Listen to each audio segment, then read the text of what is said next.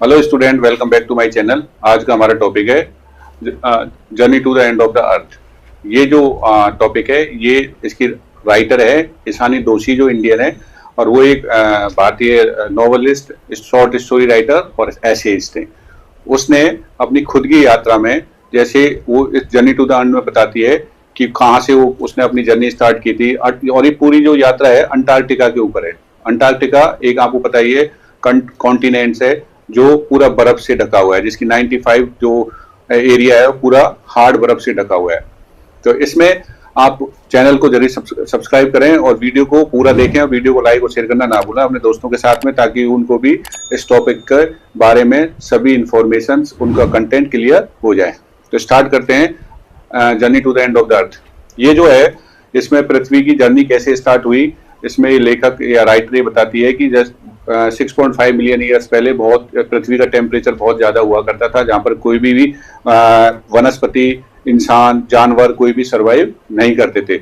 लेकिन समय के साथ साथ धीरे धीरे पृथ्वी का जो पार्ट है वो ठंडा होने लगा, और लगभग 5 या 5 मिलियन ईयर डायनासोर की उत्पत्ति होती है।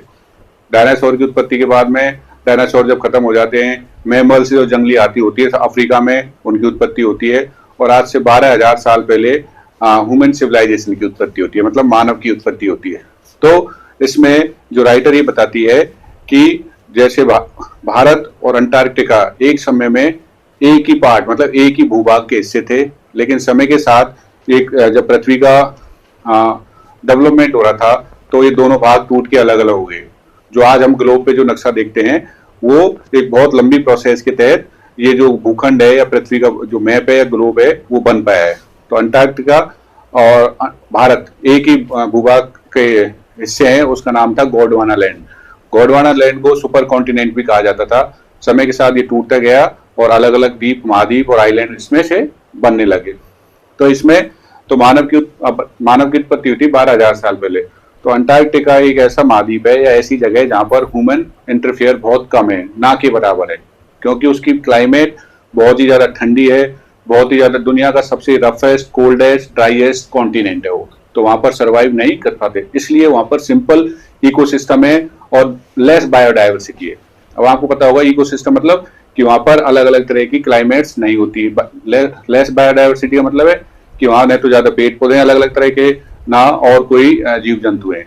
तो इस तरह वो जो अंटार्कटिका कॉन्टिनेंट है वो सिंपल और बायोडाइवर्सिटी से, इसीलिए इसमें ये जो जर्नी स्टार्ट होती है, ये जो राइटर है ईशानी दोषी, ये मद्रास से एक रूसी अनुसंधान केंद्र है, जिसमें क्या है कि जियोफ ग्रीन नाम का एक व्यक्ति है जो ऐसे व्यक्तियों को अंटार्कटिका महाद्वीप पे ले जाता है और रिसर्च के लिए, ताकि हम पृथ्वी के आने वाले समय में अगर कोई समस्या होती है, जैसे आजकल बहुत ज्यादा ग्लोबल वार्मिंग बढ़ती जा रही है, टेम्परेचर बढ़ता जा रहा है, तो उससे क्या हो रहा है, उससे ये हो रहा है कि पृथ्वी का टेम्परेचर बढ़ रहा है और क्लाइमेट है या जलवायु है, इकोसिस्टम खराब होता जा रहा है। तो अंटार्कटिका एक ऐसा कॉन्टिनेंट है जिसके नीचे, क्योंकि अंटार्कटिका पहले आईसी, पूरा आईसी नहीं था, लेकिन उससे नीचे लाखों साल पुराने फॉसिल्स दबे हुए हैं, कार्बन दबे हुए हैं, जिनके अध्ययन से या उनकी स्टडी से, उनसे रिसर्च से पता लगाया जा सकता है कि इसकी शुरुआत में कैसे कैसे करके पृथ्वी में जो जीव आया उनका अंत हुआ, और बाद में किस वजह से ये सब खत्म हो रहा है। तो हम उसको समय रहते ही रिसर्च कर लें और हम पृथ्वी को बचाया जा सके। तो ये जो इसकी यात्रा स्टार्ट हो रही है, मद्रास से स्टार्ट होती है। इसमें टोटल 52 डेलीगेट्स हैं या कैंडिडेट्स हैं। जियोन ग्रिफ ने पहले भी अंटार्कटिका की बहुत सारी यात्राएं की है, लेकिन पहले क्या है कि ओल्ड एज या एक्सपीरियंस रिसर्चर्स के साथ की, तो उसकी यात्राएं क्या है सक्सेसफुल नहीं हुई, क्योंकि उनमें उसने सोचा, जियोफ ने, कि उनके अंदर एक एनर्जी नहीं है, जो एक स्टूडेंट के अंदर सीखने की जो एनर्जी होती है, जो रिसर्च करने की एनर्जी होती है, वो उनके अंदर नहीं है। तो इस बार जो है जियोफ ग्रीन है, जो स्टूडेंट के साथ अपने दल के साथ रवाना होता है, किसकी यात्रा के लिए, अंटार्कटिका की यात्रा के लिए। और उसमें ये राइटर ईशानी दोषी भी उनके साथ होती है।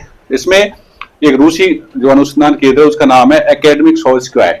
इस वो शिप या जहाज में वहां जाते हैं और वहां पर इनको 6 टाइम जोन्स पार करते हैं, 3 वाटर बॉडीज पार करते हैं और 6 चेक पॉइंट्स और मैनी इकोस्फीयर्स को पार करते हुए अंटार्कटिका पर पहुंच जाते हैं। जब ये अंटार्कटिका पर पहुंच जाते हैं, तो जैसे ही ये राइटर अंटार्कटिका पर पहुंचता है तो अपनी फीलिंग्स को शेयर करता है कि बिल्कुल बहुत ही उसको अलग ही तरह का वहां पर फील होता है, क्योंकि वो मद्रास में सूर्य भगवान की उपासना करते हुए बड़ी हुई है, और वो बिल्कुल इतने ठंडे प्रदेश में पहुंच गई है जहां पर बिल्कुल दूर तक किलोमीटर्स तक आइस ही आइस है, बिल्कुल बहुत ज्यादा ठंड है, कोल्ड है, कोई इकोसिस्टम नहीं है, कोई ज्यादा वनस्पति नहीं है, क्लाइमेट नहीं है, ह्यूमन सिविलाइजेशन नहीं है। तो ये सब एक व्यू को देख के वो बहुत सरप्राइज होती है, बहुत वंडरफुल फील करती है। उसके बाद में उनका दल है जो आगे बढ़ता है, तो वहां देखते हैं कि बिल्कुल क्या है कि सब जगह शांति शांति रहती है, कोई भी शोर शराबा नहीं होता। जैसे कि मैंने आपको बताया ह्यूमन सिविलाइजेशन का वहां पर बिल्कुल भी इंटरफेयर बहुत कम है, सिर्फ कुछ ही रिसर्च सेंटर वहां पर हैं। तो ये देखती है कि सब बिल्कुल सुनसान रहता है। कभी कभी जो आवाज होती है वो क्या होती है, या तो बर्फ के बड़े बड़े ग्लेशियर उनके टूटने की, या तेज हवाएं चलती है थोड़ी और उससे बर्फ पिघलती है, पानी में टूट के गिरती है, वैसी आवाज उनको सुनाई देती है। तो इसी हिसाब से वो आगे चलते हैं रिसर्च के साथ। तो उसको देखती है कि हम घर बैठ के तो बहुत सिंपली कह देते हैं कि कुछ नहीं होता इन चीजों से, कि कोई ग्लोबल वार्मिंग नहीं है, कोई क्लाइमेट चेंज नहीं हो रहा। लेकिन जब आप यहाँ अगर बैठेंगे देखेंगे तो आपको अनुभव पता लगेगा कि कितने बड़े बड़े ग्लेशियर्स हैं जो किस वजह से खत्म हो रहे हैं, ग्लोबल वार्मिंग की वजह से, या वजह से वो मेल्ट हो रहे हैं, टेम्परेचर पृथ्वी का बढ़ रहा है। जैसे आपने देखा होगा न्यूज़पेपर्स में और जगह कि ओजोन हमारी जो लेयर है उसमें एक छिद्र अंटार्कटिका के ऊपर ही हुआ है। क्योंकि अंटार्कटिका के ऊपर क्यों हुआ है, क्योंकि वहां पर बहुत ही ज्यादा सेंसिटिव क्लाइमेट है, पॉल्यूशन लेस है, इसलिए वहां पर छिद्र हुआ है। तो उसको अगर टाइमली कवर नहीं करेंगे या क्लाइमेट को हम कंट्रोल या ग्लोबल वार्मिंग को कंट्रोल नहीं करेंगे तो वो जो छिद्र है या होल है वो बड़ा हो जाएगा, और उससे क्या है कि आने वाली जो अल्ट्रावायलेट किरणें होंगी सूर्य से, उससे पृथ्वी पर बहुत सारा नुकसान हो जाएगा।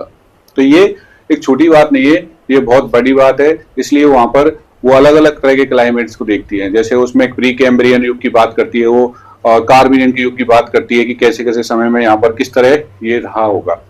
तो पृथ्वी का टोटल आइस का 95% भाग कहाँ पर है, अंटार्कटिका पर। और अंटार्कटिका का आधे से ज्यादा जो हिस्सा है वो इतनी रफेस्ट कोल्डेट एरिया है, कुछ ही हिस्सा है जिसमें धूप आती है, मौसम थोड़ा सा नॉर्मल होने की, नॉर्मल रहता है। मतलब नॉर्मल का मतलब है कि जो अदर पार्ट है अंटार्कटिका का उससे थोड़ा नॉर्मल होता है। जहां पर आपने देखा हो पेंगुइन्स है, व्हेल्स मछली है, वो वहां पर धूप सेकती हैं और पानी में चले जाती है, या टेम्परेचर थोड़ा वहां रहता है उनकी सर्वाइव के लिए। आगे उसमें वो बताती है कि इसमें जब उनका रिसर्च सेंटर आगे बढ़ रहा था तो उनके जो हेड हैं जीवन ग्रीफ, उसने कहा था जब एक रफेस्ट एरिया में पहुंच गए थे वो, तो वहां पर होता क्या है कि बहुत ज्यादा बर्फ आ जाती है, आइस की लेयर आ जाती है, तो उनको आगे बढ़ने से रोकती है। तो कुछ प्लान उनका जो हेड है वो कहता है कि अब हम आगे जाना मुश्किल है क्योंकि बर्फ की ज्यादा बोर है, तो हमें तो नॉर्थ की साइड हमें टर्न लेना पड़ेगा। जब वो देखते हैं कि यहाँ पर जो बर्फ की जो जिस लेयर पर वो चल रहे हैं उसके नीचे सेंटीमीटर्स वो है जीव, मतलब साल्ट है, और उसमें वेल जैसी मछलियां रहती हैं। तो पानी के अंदर आपने देखा होगा जो ऊपर तो आइस होती है लेकिन नीचे क्या है, जीव जंतु रहते हैं, सरवाइव करते हैं। तो इस तरह वो अपने दल के साथ वहां पर उस मोमेंट को देखती है और उसको बहुत अच्छे से फील करके सोचती है कि जो ये स्टूडेंट का दल है। हाँ, ये चीज और थी इसमें कि अगर उस प्रोग्राम का आपसे नाम पूछा जाया था, उसके प्रोग्राम का नाम है स्टूडेंट ऑन आइस। तो ये जो इनका दल गया था इस रिसर्च के लिए गया था कि आने वाले समय में पृथ्वी का अगर अच्छे से अध्ययन किया जा सकता है या हमारे प्रेजेंट पास्ट फ्यूचर की अगर कोई उसकी स्टडी की जा सकती है, रिसर्च की जा देती है, वो सबसे बेस्ट जगह कौन सी है, अंटार्कटिका। और वो अंटार्कटिका क्यों है, क्योंकि ह्यूमन सिविलाइजेशन से इफेक्ट नहीं हुआ है अभी तक, और वहां पर जो आइस के नीचे हजारों साल पुराने फॉसिल्स और कार्बन दबे पड़े हैं, उनकी स्टडी से हम उस क्लाइमेट का पता लगाया जा सकता है कि पृथ्वी का अंत कैसे हो सकता है, या इसको हम अभी से जो ग्लोबल वार्मिंग हो रही है उसको कैसे बढ़ने से रोका जा सके। तो इसी रिसर्च के लिए स्टूडेंट की जो डेलीगेशन है 52 मेंबर्स का, ये अंटार्कटिका जाता है, जिसमें खुद राइटर भी होती है, वो अपने अपने एक्सपीरियंस को वहां पर शेयर करती है, कितने इकोसिस्टम, कितने जोन, कितनी वहाँ का वेदर है, रफेस्ट है, कैसे ह्यूमन सिविलाइजेशन आई, कैसे पृथ्वी का जो एक पार्ट है गोंडवाना लैंड शुरुआत में सुपर कॉन्टिनेंट था, वो टूट के डिवाइड होके अलग अलग बनाया, जैसे भारत भी उसका एक पार्ट था। तो इसमें क्लाइमेट चेंज को मेन सेंटर रखते हुए ऑथर उसको डिस्क्राइब करती है। तो अगर हमें पृथ्वी का प्रेजेंट पास्ट फ्यूचर जानना है तो सबसे बेस्ट जगह कौन सी है, अंटार्कटिका कॉन्टिनेंट, क्योंकि मैंने जैसे बताया वहां का क्लाइमेट ह्यूमन इफेक्ट वगैरह है, वहां पर पॉल्यूशन नहीं है, वहां पर लेस बायोडाइवर्सिटी है, इन सब, और कार्बन की लेयर के नीचे बहुत सारे फॉसिल्स दबे हुए हैं जो लाखों साल पहले पृथ्वी की उत्पत्ति के समय के थे। तो उससे अध्ययन करके हम ये पता लगा सकते हैं कि पृथ्वी पर होने वाले नुकसान को हम कैसे भरपाई करें। अगर उसमें राइटर ये भी कहती है कि अगर छोटी सी चीज से भी हम स्टार्ट करें तो कब बड़ी हो जाएगी उसका कोई पता नहीं रहेगा। तो इसमें ऑथर अंटार्कटिका के क्लाइमेट और क्लाइमेट चेंज के बारे में बात करती है। उम्मीद है आपको कंटेंट पूरा समझ में आया होगा। अगर कंटेंट में कहीं भी आपको डाउट लगे तो हमें कमेंट्स बॉक्स में जरूर बताएं और चैनल को सब्सक्राइब जल्दी से करें और पूरा वीडियो देखने के बाद इसको लाइक और शेयर अपने दोस्तों के साथ जरूर करें। I never see the lights out. They get me overdrive. Fancy on a fast car.